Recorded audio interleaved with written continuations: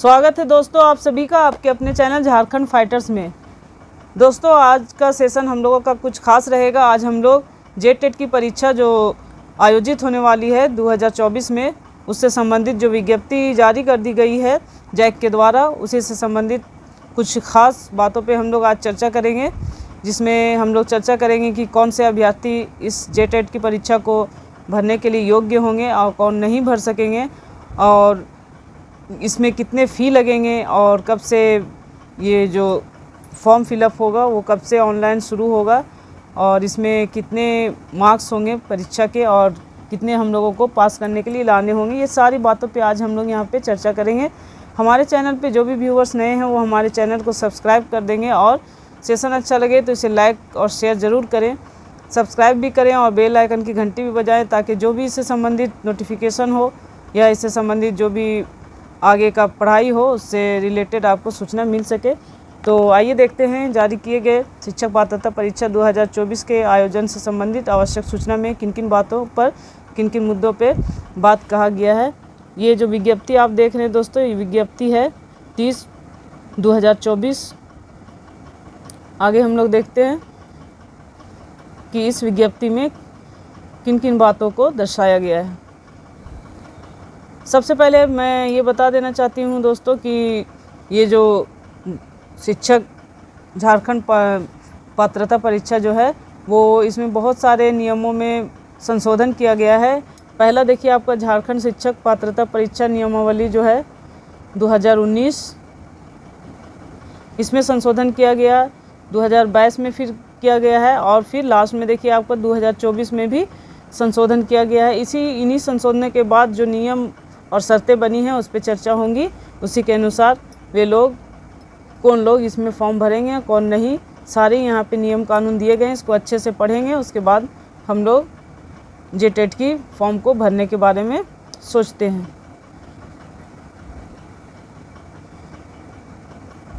देखिए यहाँ दिया गया, इस परीक्षा में सम्मिलित होने से संबंधित योग्यता, अर्हता, पाठ्यक्रम, भाषा, पात्रता, मानदंड आदि परिषद के वेबसाइट जो है www.jac.gov.in/jac पर उपलब्ध है।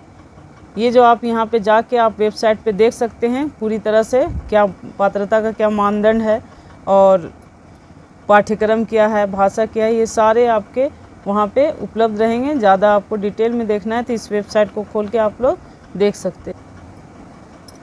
देखिए दोस्तों, जो जेट टेट की परीक्षा है उसका ऑनलाइन आपका आवेदन 23 जुलाई 2024 से 22 अगस्त 2024 तक भरे जाएंगे। ये डेट आप लोग एकदम नोट कर लेंगे। इसी डेट के अंदर आपका फॉर्म फिलअप होगा। उसके बाद 22/8/2024 के बाद ये फॉर्म फिलअप ऑनलाइन नहीं किए जाएंगे, यानी वेबसाइट आपका बंद हो जाएगा।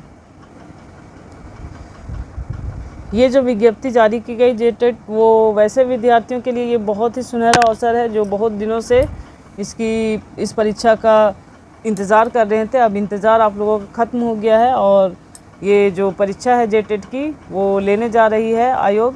आप लोग इसमें जल्द से जल्द फॉर्म भरेंगे, और फॉर्म से संबंधित जितनी भी जानकारियाँ यहाँ पे जितना संभव हो सके मैं देने की कोशिश करूँगी। वांछित अर्हता और योग्यता आपका यहाँ दिया गया है। हम लोग को जानना है शैक्षणिक और प्रशैक्षणिक योग्यताएं हमारी क्या होनी चाहिए। तो यहाँ दिया गया है प्राथमिक कक्षा यानी कक्षा 1 से 5 तक के लिए जो शिक्षक बनना चाह रहे हैं, और यहाँ पर उच्च प्राथमिक कक्षा यानी कक्षा 6 से 8 के शिक्षकों के लिए। देखिए जेट टेट परीक्षा से संबंधित बहुत सारे यहाँ पे संशोधन हो चुके हैं। तो ये जो लास्ट संशोधन है आपका, उसके अनुसार हमारी जो योग्यता है और अर्हता जेट टेट के लिए वो निर्धारित है, और उन्हीं के अनुसार यहाँ पे योग्यताएं लिखी गई हैं कि कौन से विद्यार्थी इसको भर सकते हैं। तो इसको हम लोग देखेंगे 1 बाय 1 करके। देखिए यहाँ दिया गया है कि अनुसूचित जाति जनजाति पिछड़ा वर्ग 1 और अत्यंत पिछड़ा वर्ग 2 एवं दिव्यांग कोटि के अभ्यर्थियों के लिए निर्धारित शैक्षणिक पर शैक्षणिक योग्यता के न्यूनतम प्राप्तांक में 5% की छूट दी जाएगी। यानी जितना न्यूनतम प्राप्तांक मान लिए आपका दिया गया है 30, तो उसमें आपका 5% की छूट दे दी जाएगी। किनको? OBC 1 और OBC 2 और SC और ST को। अब विशेष रूप से कमज़ोर जनजाति समूह के जो अभ्यर्थी हैं उनको भी न्यूनतम प्राप्तांक में 7% की छूट दी जाएगी।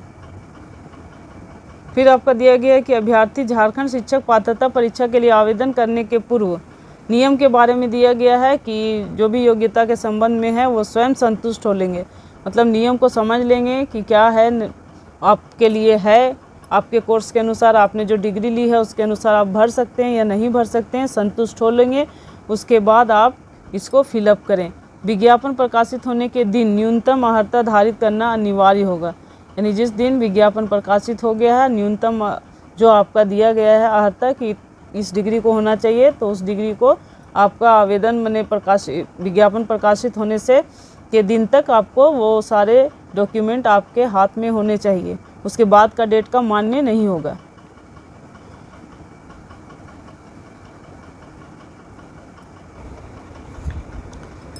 देखिए यहाँ एक पॉइंट और आपका दिया गया है कि ऐसे अभ्यर्थी जिन्हें शिक्षक पात्रता परीक्षा में भाग लेने की अनुमति प्रदान की गई हो, मतलब समझ लीजिए कि जो जेटेट की परीक्षा में सम्मिलित हो गए हैं, तो इसका ये मतलब नहीं है कि वो उनकी जो योग्यता है वो जेटेट यानी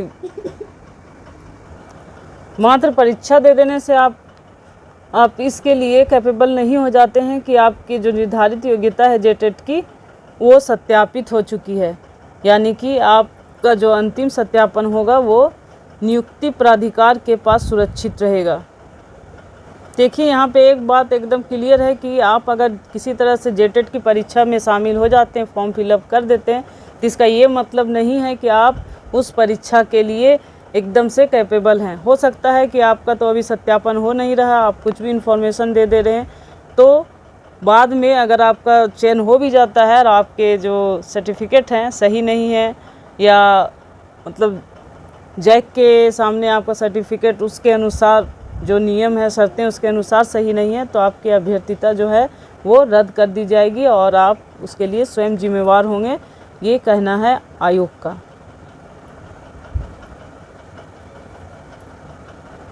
देखिए जो शिक्षक पात्रता जांच परीक्षा का स्वरूप होगा वो किस प्रकार होगा। पहला आपको यहाँ दिया गया है, पात्रता जांच परीक्षा के 2 स्तर यथा प्राथमिक विद्यालय स्तर एवं उच्च प्राथमिक विद्यालय स्तर के होंगे।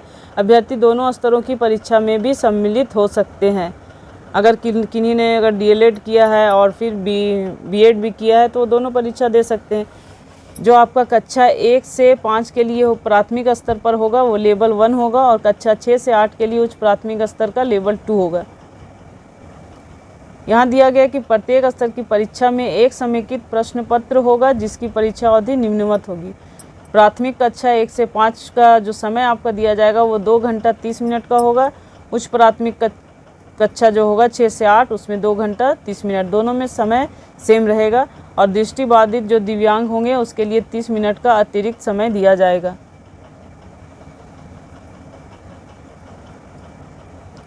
ये पॉइंट आपका बहुत ही खास है कि प्राथमिक विद्यालय स्तर के लिए पात्रता जांच परीक्षा के प्रश्न एनसीईआरटी, सीबीएसई एवं राज्य सरकार द्वारा अनुमोदित पाठ्यक्रम के अंतर्गत, यहाँ बोल रहे हैं एनसीईआरटी जो है उनके द्वारा जारी पाठ्यक्रम, सीबीएसई द्वारा एवं राज्य सरकार जैसे झारखंड सरकार है उनके द्वारा जो अनुमोदित पाठ्यक्रम है वो कक्षा किस लेवल का होगा, कक्षा 11 एवं 12 तक के सिलेबस पर आधारित होंगे। इनकी कठिनाई का अधिकतम स्तर 10+2 यानी उच्चतर माध्यमिक या समकक्ष होगा। ये प्राथमिक स्तर के लिए बोला जा रहा है, यानी 1 to 5 के लिए। अब देखिए उच्च प्राथमिक स्तर यानी 6 to 8, उच्च प्राथमिक स्तर यहाँ पर हम लोग मानेंगे 6 to 8। 6 to 8 के लिए पात्रता जांच परीक्षा के प्रश्न विश्वविद्यालय अनुदान आयोग से मान्यता प्राप्त स्टेट यूनिवर्सिटी के स्नातक के पाठ्यक्रम के अनुरूप होगा एवं प्रश्नों की कठिनाइयों का स्तर स्नातक या समकक्ष होगा।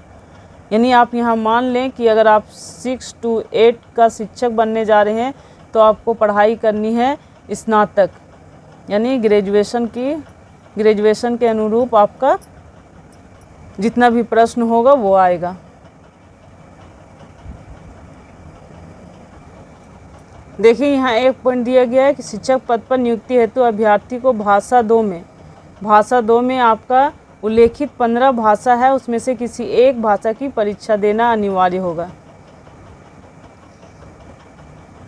15 भाषा का आपका सूची दिया हुआ रहेगा, जब आप फॉर्म फिलअप करेंगे तो वहाँ दिया हुआ रहेगा, उसमें से चुन के आपको जो सूटेबल लगे कि इस भाषा पर मेरी पकड़ है या मैं अच्छा कर सकता हूँ, तो उस भाषा को आप चूज कर सकते हैं। अब यहाँ दिया गया है कि परीक्षा में उत्तीर्ण होने हेतु निम्नवत प्रतिशत अंक लाना अनिवार्य होगा। मतलब आप जेटेट की परीक्षा कितने नंबर लाएंगे तो पास हो जाएंगे, उसके बारे में यहाँ क्लियर आयोग ने दे दिया है एक चार्ट के द्वारा। अब यहाँ पे ऐसा नहीं है कि आप ओवरऑल मान लीजिए 150 की परीक्षा हो रही तो 150 में किसी में आपने ले आया 70, किसी में 20, किसी में 10 करके आप उसको मतलब आपका एक न्यूनतम अंक आ जाए 60%, ऐसा नहीं। यहाँ पे आपको सब पेपर में अलग अलग नंबर लाने पड़ेंगे। तो यहाँ पे दिया गया है सामान्य जाति यानी जनरल वाले प्रत्येक खंड के न्यूनतम प्राप्तांक प्रतिशत कितना लाएंगे, 40। प्रत्येक खंड का बोल रहे हैं यहाँ, इसीलिए मैंने ये बार बार कहा है कि आपको अब पूरा मिला के ओवरऑल पास नहीं करना है। हर खंड में आपको जैसे 30 नंबर का मान लिया आपका CDP है चाइल्ड डेवलपमेंट, तो उसमें आपको 40% लाना ही होगा जनरल वालों के लिए। और यहाँ पर अनुसूचित जाति जो है उसको SC को आपको 30 लाना है न्यूनतम पास होने के लिए। प्रत्येक खंड में अलग अलग खंड के अलग अलग नंबर आपको लाने हैं, पूरा मिला के आपको 50 या 60% नहीं लाना है, हर एक खंड में आपको पास मार्क्स लाना है। इस बात में बहुत सारे लोगों को कन्फ्यूज़न है, इसीलिए मैं इस कन्फ्यूज़न को दूर कर रही हूँ कि ये आप लोग खुशफहमी में ना रहें कि मिला जुला के हम इतना नंबर ला के पास कर जाएंगे, 60% ले आएंगे या फिर 50% ले आएंगे। आपको हर खंड में यानी कि आपको हर खंड मजबूत होना है। जितना भी पार्ट है एग्ज़ाम का आपको उसमें मजबूती लानी है, अच्छे से तैयारी करनी है। तो यहाँ पे आप लोग देख रहे हैं दोस्तों कि अनुसूचित जाति है उसको प्रत्येक खंड के न्यूनतम प्राप्तांक में कितना % लाना है, 30%। उसके बाद आपका है अनुसूचित जनजाति। अनुसूचित जनजाति को भी 30% लाना है प्रत्येक खंड में, प्रत्येक भाग में। आदिम जनजाति को भी 30% लाना है प्रत्येक में। उसके बाद आप देख रहे हैं कि अत्यंत पिछड़ा वर्ग जो BC1 है उसको 35 लाना है प्रत्येक खंड में, 35%, तब वो पास हो पाएंगे। और फिर यहाँ पिछड़ा वर्ग जो है BC2 उसको भी 35 लाना है प्रत्येक खंड में। आर्थिक रूप से कमज़ोर वर्ग जो है EWS उसको भी 35 लाना है, 35% लाना है। दिव्यांगों के लिए 30% लाना है। यहाँ पर हम लोगों ने देखा कि प्रत्येक खंड में न्यूनतम प्राप्तांक हम लोग को मिनिमम कितना % लाना है। अब आप लोग यहाँ देखेंगे कुल प्राप्तांक का अब यहाँ हम लोग देखेंगे कि कुल प्राप्तांक में न्यूनतम प्रतिशत कितना हमको मार्क्स लाना है। कुल प्राप्तांक में मैंने कहा कि 150 नंबर का अगर होता है तो आपको न्यूनतम कितना % लाना है पास होने के लिए, तो 60%। 60% आपको एनी हाउ लाना है, तभी आप जेटेट की परीक्षा पास कर सकेंगे। किनको? सामान्य जाति को, जनरल वाले को। जनरल वाले को 60% लाना है और SC को 50% लाना है और ST को भी 50% लाना है। आदिम जनजाति को भी 50% लाना है। अत्यंत पिछड़ा वर्ग में जो BC1 है उसको 55% लाना है। यहाँ पे आप देख रहे होंगे जो BC2 के विद्यार्थी हैं उनको आपको लाना है 55%। आर्थिक रूप से कमज़ोर को लाना है कुल प्राप्तांक का 55% और दिव्यांग को लाना है 50%। तो मैं उम्मीद करती हूँ कि यहाँ पे प्राप्तांक में किसी को कोई कन्फ्यूज़न नहीं होगा, सभी को बस क्लियर होगा कि कितने नंबर लाके हम जेटेट की परीक्षा पास कर सकते हैं। हर खंड में अलग अलग पास होना है और कुल प्राप्तांक का आपको 60% जनरल और BC1 और BC2 को 55 और आर्थिक रूप से कमज़ोर को भी 55% लाना है और SC ST दिव्यांग को 30% लाना है। देखिए यहाँ पे दिया गया है कि परीक्षा के जो प्रश्न होंगे उसका पैटर्न कैसा होगा, किस तरह के प्रश्न पूछे जाएंगे, वस्तुनिष्ठ होंगे, ऑब्जेक्टिव होंगे, सब्जेक्टिव होंगे, सारा यहाँ पे डिटेल दिया गया है। या फिर आपका नेगेटिव मार्किंग होगा नहीं होगा, इस बात पे सभी लोगों बहुत सारे लोगों का कैंडिडेट का बहुत कन्फ्यूज़न होता है कि नेगेटिव मार्किंग है या नहीं। तो यहाँ पे मैं बार बार क्लियर कर देना चाहती हूँ कि अंकों की ऋणात्मक गणना नहीं की जाएगी।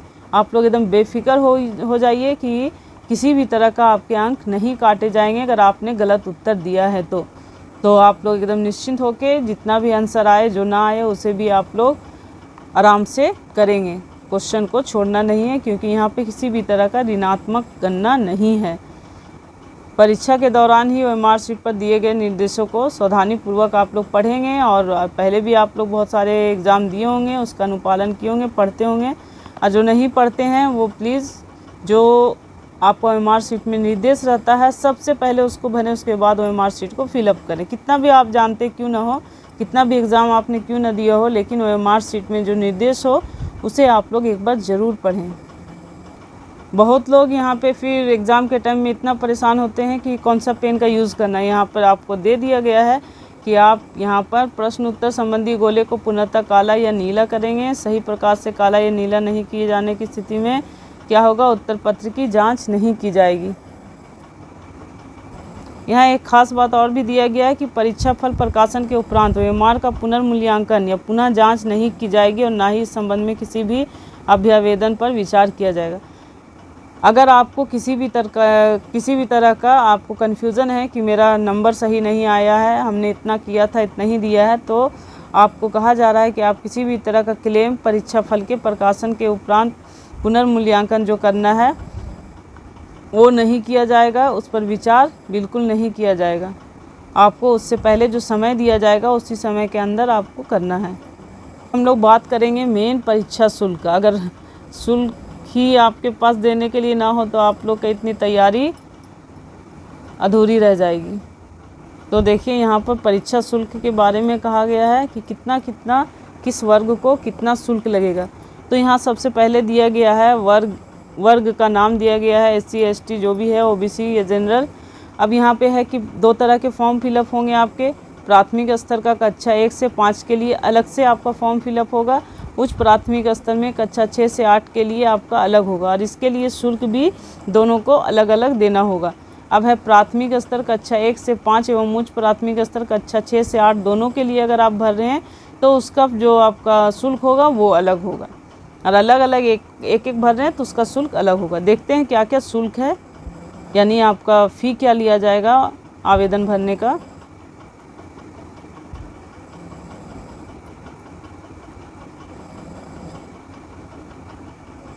देखिए कक्षा 1 से 5 के लिए जो है जनरल कैटेगरी का वो है 1300 रुपया, और कक्षा 6 से 8 सिर्फ कोई भर रहे हैं तो उसका भी 1300 रुपया है। और यदि जनरल कैटेगरी के ऐसे लोग जो DLED भी किए हैं, B.Ed भी किए हैं, दोनों भरना चाह रहे हैं कक्षा 1 से 5 एवं कक्षा 6 से 8 दोनों, तो उसको लगेगा 1500, मात्र 1500 ही लगेंगे और दोनों का फॉर्म फिलअप हो जाएगा। अब यहाँ पे है अनुसूचित जाति यानी SC, ये 700 शुल्क देंगे 1 to 5 के लिए, 6 to 8 के लिए 700, और यदि दोनों फिलअप करते हैं तो 800 ही शुल्क इसका लगेगा। अब आपका है आदिम जनजाति, उनको 500 रुपये लगेंगे 1 to 5, 6 to 8 500, और अगर दोनों भर रहे हैं तो 600 रुपये में आपका हो जाएगा। अत्यंत पिछड़ा वर्ग जो BC 1 के हैं उसको 1300 लगेगा। जो जनरल का फ़ी है वही BC 1 का भी है 1300, 1 to 5, 6 to 8, और अगर दोनों भरते हैं और यदि दोनों भरते हैं तो 1500 रुपये में हो जाएगा। फिर है आर्थिक रूप से कमज़ोर वर्ग, उसको भी 1300 है 1 to 5, 6 to 8 1300, और दोनों भरते हैं तो 1500 में हो जाएगा। दिव्यांग के लिए है 700 1 to 5 और 6 to 8 700, और 800 रुपये अगर आप दोनों भरते हैं तो उसके लिए है। देखिए यहाँ एक पॉइंट और दिया गया है कि शुल्क की राशि जमा करने के पश्चात उक्त राशि वापस योग्य नहीं होगा। अगर हमने फॉर्म फिलअप कर दिया है, शुल्क डाल दिया है, फ़ी जमा हो गया है, तो फिर किसी भी तरह से वो राशि वापस नहीं होगी। मान लिया आप सोचें कि हम गलत भर दिए, उसको दूसरा भरेंगे तो वापस हो जाए, ऐसा कुछ भी नहीं होगा। एक बार भर दिया, पैसा चला गया, वापस नहीं आएगा। देखिए यहाँ पे दिया गया है आपका कि अभ्यर्थी ऑनलाइन भरे जाने वाले आवेदन में सभी प्रविष्टियाँ सही एवं त्रुटि रहित करेंगे। पिछले बार JPSC की जो फॉर्म भराया गया था, CDPO का जो फॉर्म भराया गया था, उसमें किसी भी तरह का एडिटिंग का डेट नहीं दिया गया था। एक बार आपका गलत हो गया फॉर्म तो गलत हो गया, फिर से दोबारा भरें, तो ऐसी स्थिति नहीं आनी चाहिए थे। उस समय लोगों ने कहा कि हम लोग को इसकी जानकारी नहीं थी कि एडिट का समय नहीं दिया जाएगा, कोई भी ऑप्शन नहीं दिया जाएगा। तो यहाँ बार बार लिखा हुआ है कि अभ्यर्थी ऑनलाइन भरे जाने वाले आवेदन में सभी प्रकार की प्रविष्टियाँ सही एवं त्रुटि रहित करें, किसी भी तरह का गलती ना करें। फॉर्म फिलअप में बार बार देख लें, एक बार 4 बार 5 बार देखने के बाद ही आप सबमिट करें, क्योंकि बोल रहा है जो आपका भरा गया प्रविष्टि उसी के आधार पर आपका प्रवेश पत्र, परीक्षा फल एवं प्रमाण पत्र निर्गत किया जाएगा। अगर एक बार आपने भर दिया ऑनलाइन भरे गए प्रविष्टियों में बाद में या परीक्षा फल प्रकाशन के उपरांत किसी भी प्रकार का संशोधन संबंधी अभिआवेदन स्वीकार नहीं किया जाएगा। यहाँ पर आपके आयोग ने साफ साफ बड़े बड़े अक्षरों में लिख दिया है कि फॉर्म फिलअप जब हो जाएगा तो किसी भी प्रकार का संशोधन स्वीकार नहीं किया जाएगा। बार बार यहाँ हिदायत दी जा रही है कि अतः आवेदक सभी प्रविष्टियाँ ध्यानपूर्वक भरेंगे। ऑनलाइन भरे गए आवेदन प्रपत्र ही स्वीकार किए जाएंगे, किसी अन्य माध्यम से भेजे गए आवेदन प्रपत्र स्वीकार नहीं किए जाएंगे। ये तो सभी को पता है कि ऑनलाइन ही भरा जाएगा, ऑफलाइन कुछ नहीं होगा। यहाँ दिया गया है कि आपका जो प्रवेश पत्र है वेबसाइट से डाउनलोड करने की तिथि एवं परीक्षा की तिथि बाद में प्रकाशित की जाएगी। अभी किसी प्रकार की तिथि घोषित नहीं है। डाक या किसी अन्य माध्यम से किसी भी अभ्यर्थी का प्रवेश पत्र नहीं भेजा जाएगा। हम लोग इस आस में नहीं रहेंगे कि वहाँ से आपका एडमिट कार्ड भेजा जाएगा। ऑनलाइन जैसे डाल दिया जाता है साइट पे, लिंक के द्वारा आप लोग उसे डाउनलोड करके निकालेंगे। एक यहाँ पे आपका बहुत बड़ा पॉइंट दिया गया है कि आवेदन प्रपत्र में अंकित सूचनाओं की सत्यता की जांच नियुक्ति के समय की जाएगी। अभी मान लिया आपने नहीं भी बीएड किया है पूर्ण या डीएलएड नहीं किया, ऐसे ही कोई भी सूचना अगर भर देते हैं, फॉर्म फिलअप कर लेते हैं और एग्ज़ाम भी दे देते हैं, जेटेट की परीक्षा पास भी कर लेते हैं, तो ये नहीं है कि आपको टीचर बना ही दिया जाएगा। उसके बाद भी अगर यहाँ यदि उक्त क्रम में कोई भी सूचना भ्रामक, त्रुटिपूर्ण, अपूर्ण या असत्य पाया जाएगा, आपका जांच होगा कब? जब आप परीक्षा पूरी तरह से निकाल लेंगे तब आपका सर्टिफिकेट का जांच होगा। और अगर उसमें आपका कोई भी सर्टिफिकेट असत्य पाया जाएगा तो शिक्षक पात्रता परीक्षा के लिए उनका अभ्यर्थित्व परीक्षा उत्तीर्ण होने के बाद भी स्वतः रद्द समझा जाएगा। अगर आपने जेटेट पास कर भी लिया है, आपने एग्ज़ाम और भी अगर इससे संबंधित कुछ मेंस एग्ज़ाम होते हैं उसको भी पास कर लिया है और आपका किसी भी सर्टिफिकेट में कोई कमी है, कोई त्रुटि है, तो ये सारी जो आपकी परीक्षा की योग्यता है, पास कर लिए हैं जेटेट वगैरह, सारे रद्द हो जाएंगे और आपका जो संपूर्ण जवाबदेही इससे स्वयं होगा। आप स्वयं इसके लिए जवाबदेह होंगे, वो रद्द कर दिया जाएगा। ये सब तो आप लोग जानते हैं, कदाचार वगैरह। यहाँ एक पॉइंट मेंशन किया गया है कि कदाचार के आरोपित अभ्यर्थी को अगले 2 परीक्षा तक पात्रता परीक्षा में सम्मिलित होने से वंचित कर दिया जाएगा।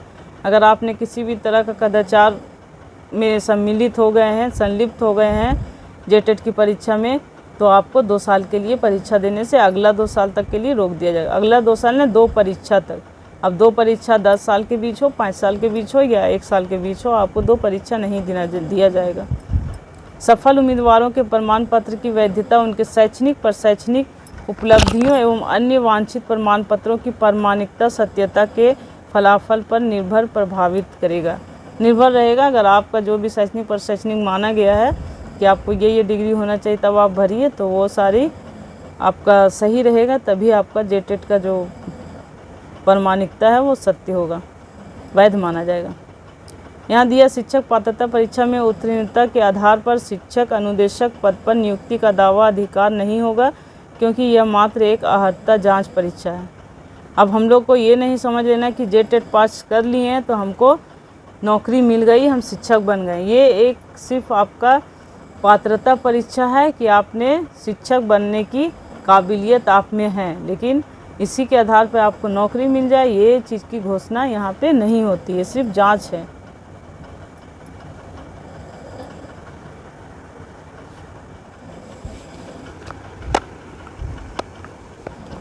तो दोस्तों, आप लोगों ने देखा कि जो आपका जेटेट की परीक्षा है वो किस तरह से, किस पैटर्न पे निर्धारित होगी। आपकी परीक्षा का फॉर्म कब से भरा जाएगा? 23 तारीख से आपका परीक्षा का फॉर्म भरा जाएगा। वेबसाइट उम्मीद है कि खुल जाएगा, आप उसको फॉर्म फिलअप कर सकते हैं।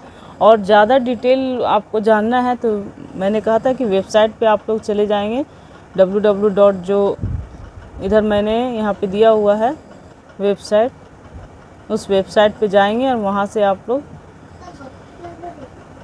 देखिए, यहाँ पे जो वेबसाइट है www.jec.jharkhand.gov.in/jec है, ये वाला आप साइट पे जाइएगा, इसको खोल के आप लोग देखिएगा कि और आपके जो कुछ और बच गए हैं जानने के लिए, वो सब आप लोग जानिएगा कि सिलेबस क्या है आपका और कौन कौन भरने के लिए और कौन कौन सी शर्तें हैं, वो सारा देख लेंगे डिटेल में।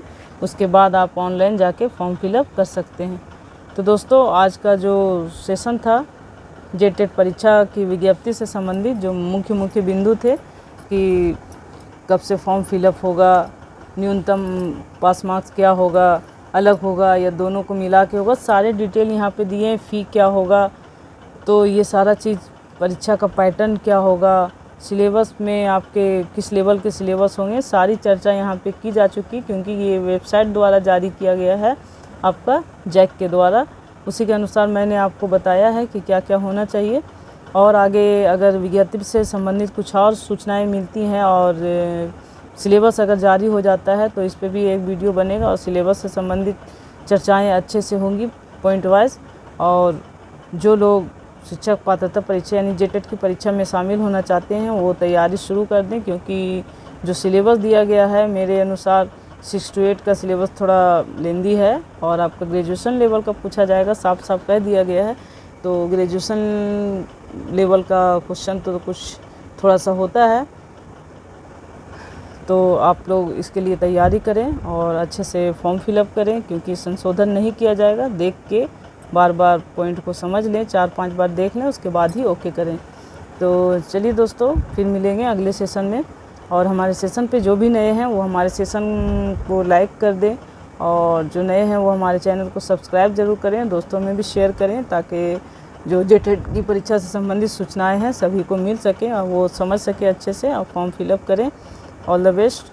फिर मिलेंगे अगले सेशन में, तब तक के लिए धन्यवाद।